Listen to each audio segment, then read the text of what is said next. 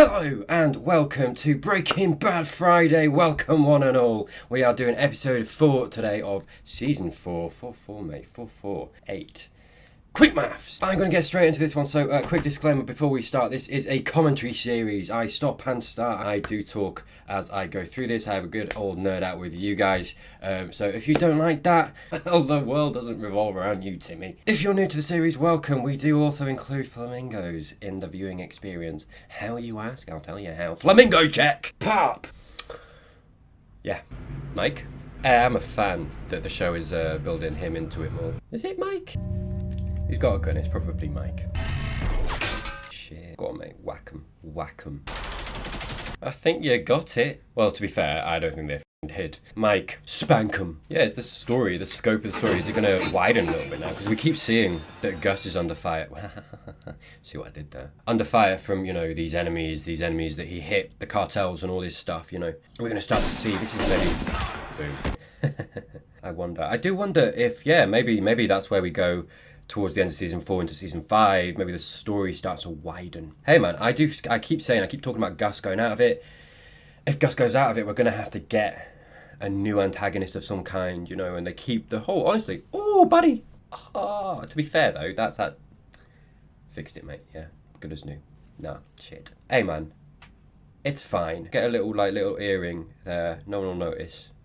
Or it'll attract attention to it. Don't get an earring, that's horrible advice. Yeah, I think what I want from this episode a little bit more, because we've had a few slower episodes, which, hey man, I'm a fan of. I'm a fan of it. I like it. I've told you why I like it. I think that's very iconically Breaking Bad, but I want a little bit... Well, Tyler, you just watched the scene, mate, where Mike just had to undergo fucking gunfire, mate. What do you want? What do you want, Tyler? Fair, I'll shut up. But yeah, what I was mentioning before, they've done this thing, throughout the whole show. I feel like since season 1 or 2, the cartels have been a part of it, but they've not really been a part of the show yet. So I'm kind of waiting for that. We need this story to be solid and coming clean with Hank and Junior. Ah, right. So they are preparing just to tell it. Hey, man, get ahead of it. Agreed. That's a good idea. Approach it on your own terms. Only if you're prepared for it as much as you can be. I do worry that they are, this is important, but I do worry that they are focusing too much on this side of it as opposed to the side of the reality of the situation, which is very dangerous, which I totally get because Skyler doesn't know anything about it, right? It's all on Walt. That was what I went into last episode. He's not communicating the actual truth of the matter to her, so they can't. Do you know what I mean? I feel like if Skyler knew, she'd be doing the exact same thing. With the reality of the situation with Gus, I think she'd apply the same thing. And that's why I think he should tell her. Because honestly, she provides a good perspective, a valued perspective. She's showing that. And I honestly think, however this is going to go, it strengthens their cause and it strengthens Walt's situation if he tells Skyler at this point. For the reasons I said last episode, but also for that reason, she's increasingly showing that she's more capable in this arena than perhaps we would have given her credit for before we've seen this. And I feel like that's the focal conflict that we're dealing with at the moment, is this danger from Gus and the conflict between Walt and Gus and the possible death murderiness that is going to come from that play. Don't leave anything. We want to tell you the whole story. It's a doozy. Do you like that? Did you write a film, Sky? Is this a script? I love it. Get me involved. Hire me. Hey man, I'll be whatever you need me to be. Pages 1 and 2. Dude. Her planning on this is... To be fair, though, there is such a thing as too much planning. I'm terribly ashamed of my actions. Too terribly? Well, I just wouldn't use that word. I would never say the word terribly. Do you know what? This is absolutely... I love the kind of the meta-ness of this a little bit. I get that they're... Okay, pause. I get that they're doing this because it's character stuff, he's well, let's just not lay it on too thick. But right, sorry, completely unrelated really, but honestly, I do feel like, and this isn't just my experience, because so I'm an actor and I have a lot, actor friends and stuff. I don't think a lot of script writers read to themselves their script out loud, because so there's so many scripts and you'll be watching movies and it'll be oh, that's a bit clunky, or that dialogue was a bit weird, and it's yeah, because no one would say it like that. No one talks like that. And honestly, I don't think people talk about this enough. The literal job of an actor is to make dialogue sound realistic. That's the point. There's more to it, but that is a focal point to what an actor has to do. Look at Star Wars and Anakin and what Hayden Christensen had to do with that script. I maintain it, and I will die on this hill, that Hayden Christensen's a good actor. He is. I know that it's I know it's memed upon. I know that the prevailing theory is that he's a really bad actor and all this stuff. But honestly, he was like 22 when the Clone Wars, Attack of the Clones filmed. And he, like, that's a young actor, man. That's a young actor. Like, you only get better at it as you get older, like making shitty dialogue sound really good. In the prequels, the dialogue is not the best, let's say. And if you look at some of the scenes, like the scene where he finds out about his mum, spoiler, sorry, that scene is genuinely like really well acted from him. A lot of it is just that he's a young actor and he's given dialogue that is really hard to make sound realistic. And I don't think we give enough credit to writers who write things. And they do, like, I cannot tell you the amount of scripts that I've read that I'll read it and I'm like, no one talks like this. Sorry, I'm nerding out a little bit and this is completely irrelevant, but it's just funny. That's what made me think of it. And I get that I'm biased, but like, be less harsh on actors, because it's a really hard job. And I think, you know, when you have a bad script, and that's the thing, no one, like, a lot of people don't care about the script. They're watching the scene and they're like, that was a bad actor. Jesus. It's like, it might not be the actor's fault, it might just be that they've got bad dialogue, and on the day, on that take that they chose in the edit, like, there might be like 5 takes, you nail it on 3 and they choose 1 out of the 2 that you don't nail that line or whatever it is, right? But they think that you nailed it. It's a whole thing, like, do you know, there's so much to it, and yes, there's absolutely bad actors as well or whatever, but, and basically my point is lay off Hayden Christensen, alright, motherfucker? I don't like it. You won at gambling. I'm just the bitch mom who wouldn't cut you any slack. Yes, exactly. Walt, back down, man. I get where he's coming from, and he has a leg to stand on. He does.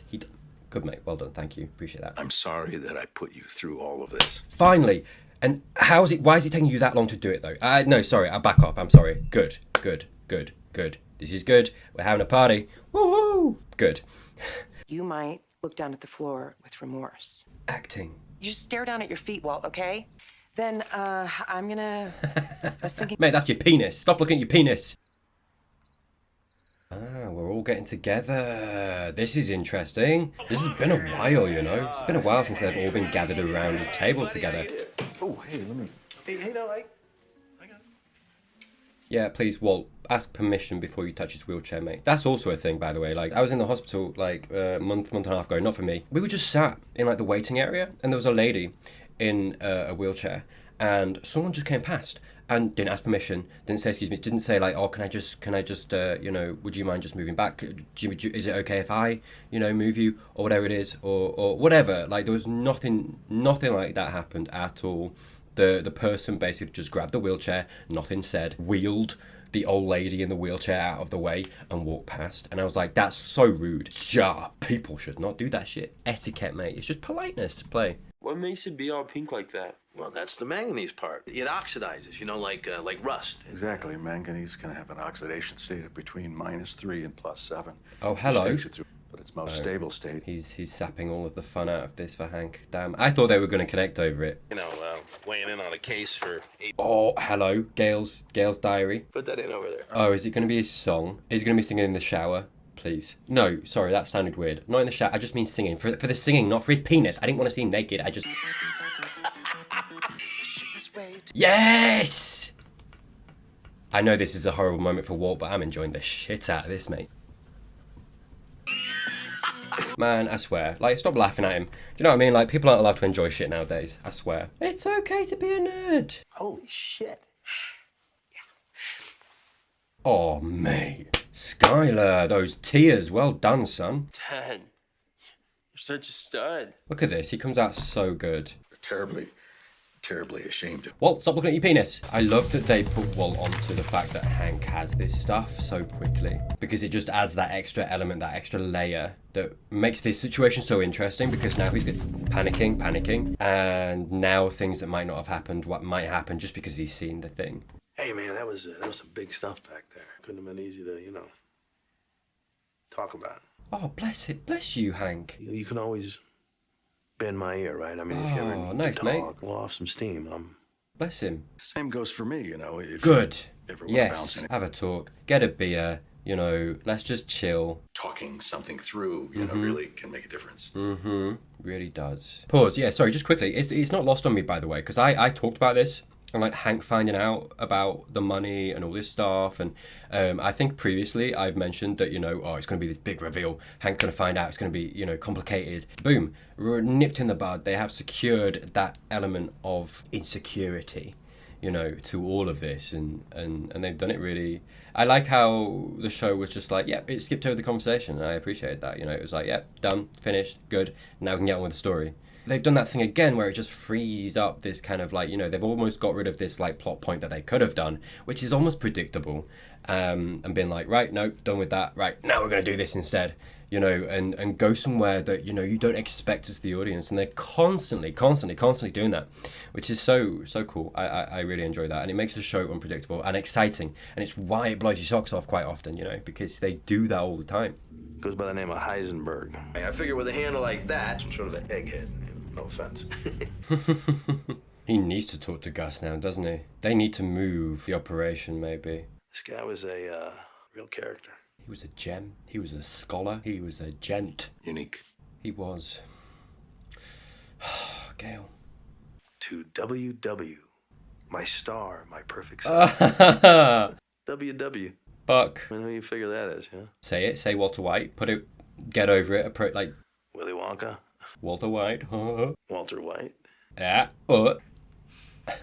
You caught me. You got me. He did it. Yes. Here. This is what I mean. I said this ages ago, and he's got such a good cover. Poem by Walt Whitman. Well done. You freaking brainiac. All of this, though, is going to be, I think, in the future, what Hank thinks back on when things start pointing to Walter. Because I think we're coming to that eventually. I don't know if it's this season. I think I did say a little while ago, it's probably season 5 that Hank starts to get put on the case. I think he is going to start connecting it at some point, and I think all of these little seeds are just going to like draw his mind back and it'd be like, Eyewitness person of interest, might get lucky there. I just want to draw attention, pause, just very briefly, how the show, again, and sorry, I am repeating myself. I'm absolutely repeating myself. I apologise. But how the show, again, is doing this thing where, it got Walt and Hank into that room there. And, they had that little interaction before where they were both like, hey, man, you can talk to me if you want to. Walt reciprocated on that, and it's like a really touching scene. They're both going through stuff, and it's really nice to see that, and then to have that personal bonding moment, right? And then you go into that scene, the show double downs on that, because they both are interacting in a very personable way. They're both kind of talking, shooting shit about this thing and helping each other through that by offering emotional support and an ear to listen to. But then at the same time as that, they put these characters in that situation, and they're doing that while also they've got Gail's book and they are progressing the plot in this way. And also Walt is putting Hank off the scent of himself, which I think again is going to lead into another plot point later on where Hank starts to think back about all these things that links Walt to Heisenberg, right? They're doing so much with like one scene there. And, it's a theme that you see throughout this whole show. And sorry, I do nerd out about those moments because I think it's so well done when they do that. And I like to just draw attention to it because they do it so much. And again, like I'm very aware, I have no idea how this show goes. This is first time watching, obviously, but I'm very aware of the cultural phenomenon that is Breaking Bad and how a lot of people perceive it as like one of the best shows ever. And so I'm gonna like have that on one side, and obviously I'm here watching the show for the first time on this side, and so I am going to try and connect those things and be like, well, why do we think this, why do people think this?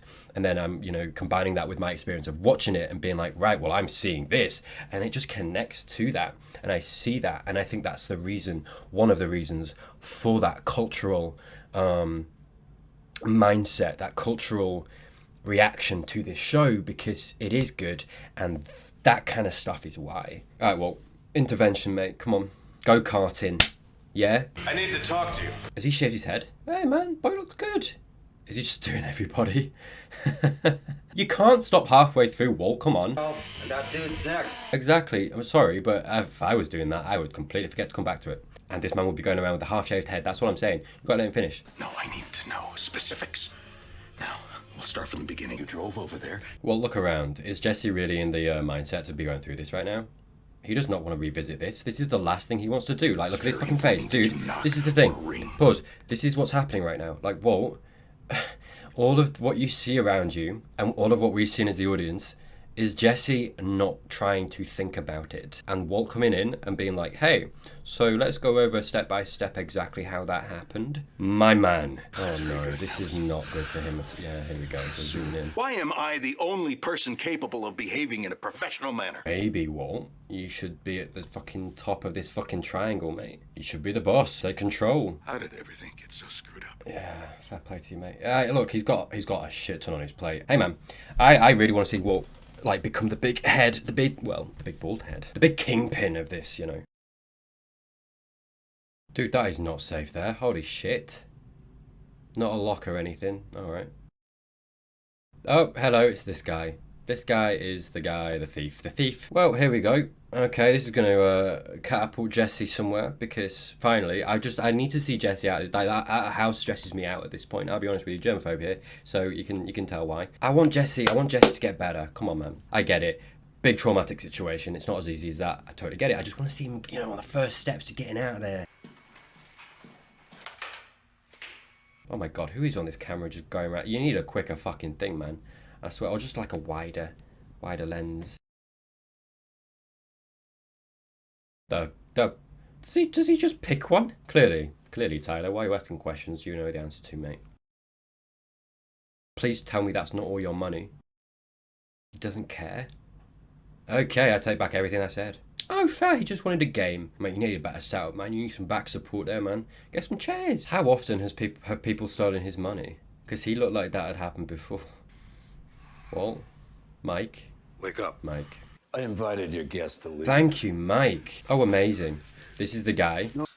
Okay. Thanks. Oh man, he's in such a bad place. He doesn't give a shit about anything. Know what's next for Little Miss Pissed in his pants? No. You're gonna kill him. Is this the part where I'm supposed to beg you not to do it? Oh, I kind of like this though, a little bit. I don't like where it's coming from because it's not good for his, mental health, right? Like, this isn't a good place for him to be in. But I do kind of like the no shits given. We ain't gonna smoke that dude in there. Because you went through the trouble of putting a blindfold on him. To be fair, like, because this is the thing, this is this perception again, I think, by the people in charge, Gus, Mike, that Jesse is this idiot, and he really isn't. I've talked about this a little bit before. I think it's social norms and social convention that makes people think that. But, you know, we've seen watching the show that he's, Mending. okay, I want to see this. But we've seen as the audience that he's not an idiot. But something's gotta be done. This is the thing, Jesse can't help himself, because at the end of the day, if you're like, oh, well, you're going to die now, Jesse be like, okay. You know, he wants that. But is Gus going to make the same mistake in trying to just take him out? I don't think he's going to. I think he might talk to Walt. Maybe, but then that might put Walt on the case and then make Walt intervene in the same way he did the first time, so maybe Gus wouldn't do that for that reason. Wait for the thing. Shit. Is this getting real this quick? Oh man, okay, I think things are getting real, you know? I think, have they taken him? Is Walt gonna have to find him? Oh, don't leave on a cliffhanger, man. I don't need a cliffhanger, I'll be honest with you. Now what? What's your move, buddy? Where is he? Gonna ask where we're going? He doesn't care. Maybe the outcome isn't that they kill him, they just move him. Wow. Damn it, cliffhanger, shitbags. I think because we saw that and it ended with that, I don't think they're going to kill him. I don't think that's the play at this point. I don't think that's the option, especially because I think, you know, they're going to, you know, Gus and Mike are going to be like, because obviously Walt's going to ask questions, obviously. And, you know, I feel like they're going to wield the whole, like, we didn't kill him, it's fine. We've just moved him or something. Maybe something to do with the cartel. I don't know, cartels maybe? I think this episode has like really sped things up a little bit actually. Like again, and I think you get this with like every season, but there's this sense of like this match striking and just that moving towards something that is just going to go right. So every single season, pretty much, you know, I got a big sense of that last season, and I'm starting to, I think this episode, and then the 2 episodes or so before this, I've started to get that impression, you know, things slowed down a little bit again. We started to get those kind of very, very character driven episodes, these very slow kind of conversation driven episodes. And I think, you know, this episode, we kind of not skipped, but like overcame a lot of plot points that were kind of just hanging, just swaying in the wind. I mean, revealing to Hank, the gambling stuff, the situation with Jesse that has been a slow burn for the last few episodes of, he's been very static. He's been very in this place of detachment and pain and self-destruction. And then we had the way that this episode finished. And so, do you know what I mean? We kind of overcame a lot of a few hurdles. And now from this episode going into the next one, it's like, right, and now we're going somewhere. It's going to be interesting to see where we go with Jesse. The fallout, I think, as well, very importantly, how Walt's going to react to it and what he's going to do. He ain't going to do shit until he knows and he's satisfied what's happening with Jesse. Is that going to get resolved next episode? Is it going to be like a burn over, a slow burn, or a slower burn over like a few episodes?